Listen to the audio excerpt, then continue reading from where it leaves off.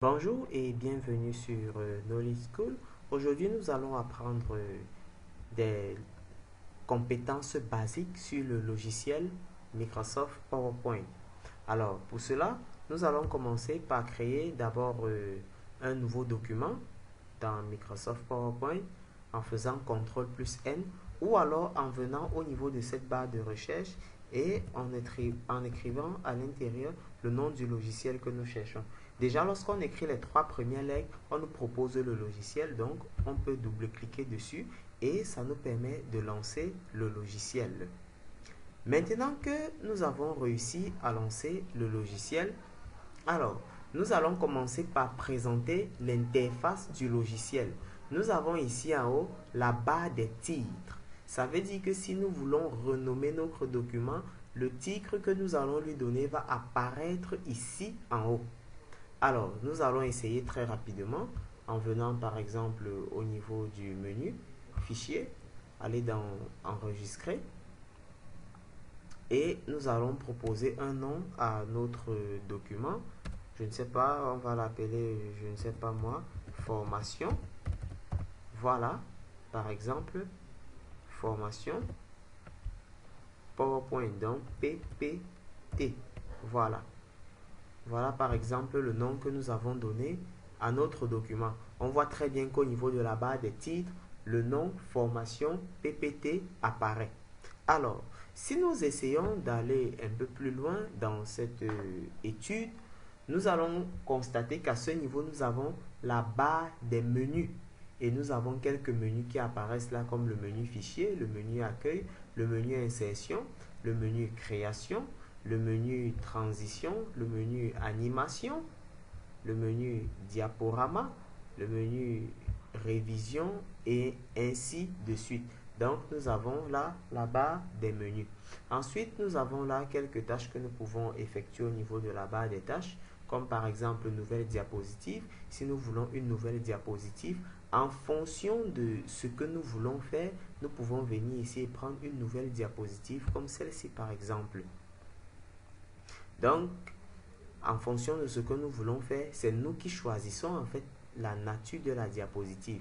Tout comme nous pouvons également prendre une diapositive qui est vide et là nous-mêmes nous allons faire tout ce que nous voulons faire dessus. Nous allons la décorer à notre manière. Mais par contre, lorsqu'on prend une diapositive comme celle-ci, il y a déjà des... Elle a été préconçue à l'avance. Il y a des zones qui ont été délimitées pour certaines choses. C'est vrai qu'on peut retirer tout ça. Mais l'idéal serait de prendre par exemple une diapositive vide sur laquelle nous-mêmes nous allons apprendre à faire tout ce que nous voulons faire. Alors, nous avons l'espace de travail qui est à ce niveau. Nous avons la barre de défilement vertical qui se situe à ce niveau. Donc, je peux monter et descendre avec cette barre. Et si nous essayons d'élargir notre page, nous allons avoir la barre de défilement horizontale qui apparaît également à ce niveau. Donc là, nous avons notre barre de défilement horizontale. Donc voilà quelques éléments fondamentaux à connaître sur la présentation de la fenêtre de notre logiciel Microsoft PowerPoint. Maintenant, nous allons essayer de voir à quoi nous sert véritablement ce logiciel. Alors, nous allons supprimer les deux premières diapositives et nous allons conserver uniquement la diapositive vide parce que nous-mêmes, nous allons tout faire sur cette diapositive. Lorsque nous avons une diapositive vide comme celle-ci, nous allons apprendre des éléments basiques qu'on peut faire à partir de Microsoft PowerPoint.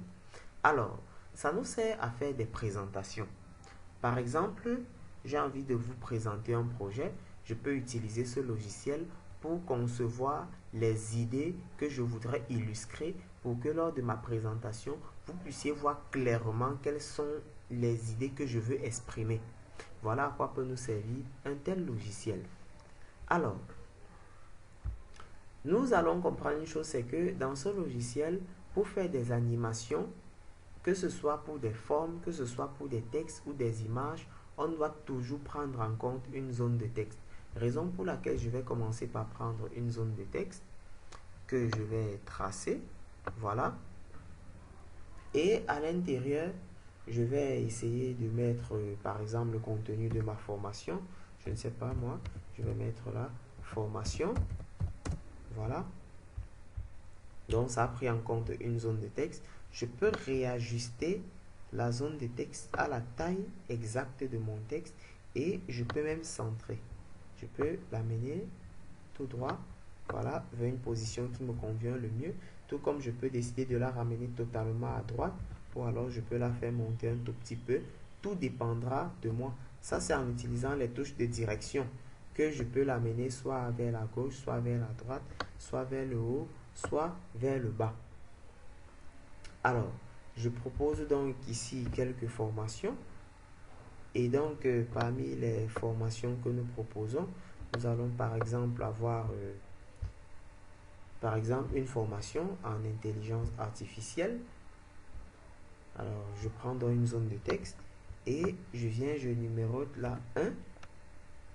Ça veut dire que ma première formation sera basée sur l'intelligence artificielle, IA. J'ai par exemple ma formation en intelligence artificielle. Ensuite, je peux par exemple avoir une autre formation. Par exemple, je ne sais pas trop.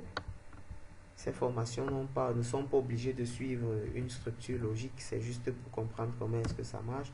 Je peux avoir une formation en informatique, par exemple. En informatique. Voilà. J'ai ma formation en informatique que je viens de positionner là.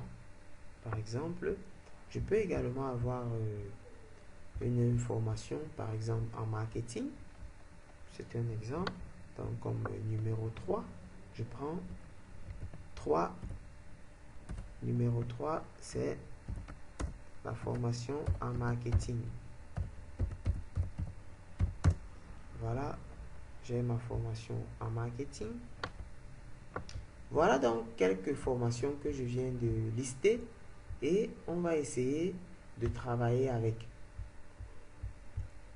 Une fois que j'ai listé mes formations comme ça, je peux par exemple décider d'animer cette publication. Ou alors je peux essayer de voir à quoi est-ce qu'elle ressemble. Je viens sur le menu diaporama et je clique tout simplement sur eux à partir du début. Et là, j'ai ma diapo qui apparaît. Donc, on va d'abord s'arrêter là pour le moment et on va continuer plus tard avec des cas un peu plus pratiques.